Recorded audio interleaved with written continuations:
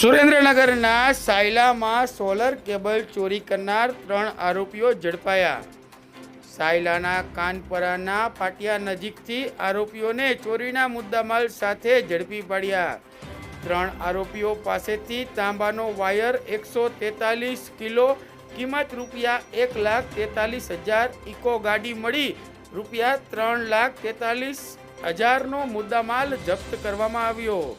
LCB પોલીસે વિક્રમ બાટિયા, કરશન ઉર્ફે કસો થરેસા, સૂરજ સાલવીને ઝડપી પાડ્યા। આરોપી કરશન ઉર્ફે કસો થરેસા અગાઉ અલગ અલગ પોલીસ સ્ટેશનમાં ગુનાહિત ઇતિહાસ ધરાવે છે। દ્વારા એક ગેંગને અત્યારે પકડવામાં આવેલ છે, જે વિશેષ રૂપથી જે સોલર પેનલ જે છે આમે કોપરના વાયરનો એ લોકો ચોરી કરતા હોય છે।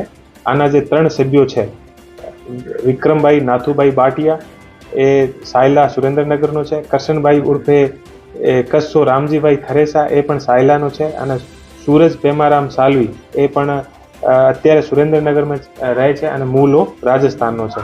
આ લોકો પાસેથી લગભગ 1,50,000નો તાંબાનો કેબલ અને ઇકો ગાડી સહિત ટોટલ 3.5 લાખનો મુદ્દામાલ પોલીસ દ્વારા કબજામાં કરવામાં આવેલ છે।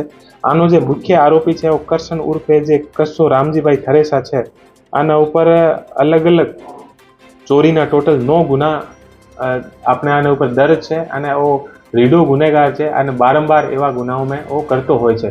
તો સુરેન્દ્રનગર જે એલસીબી છે, એલસીબીની આખી જે ટીમ છે સિંગરેખિયાના નેતૃત્વમાં બહુ સરસ કામગીરી જે છે આ કરવામાં આવેલ છે, અને આ બદલ હું આ તમામને બધાઈ આપું છું।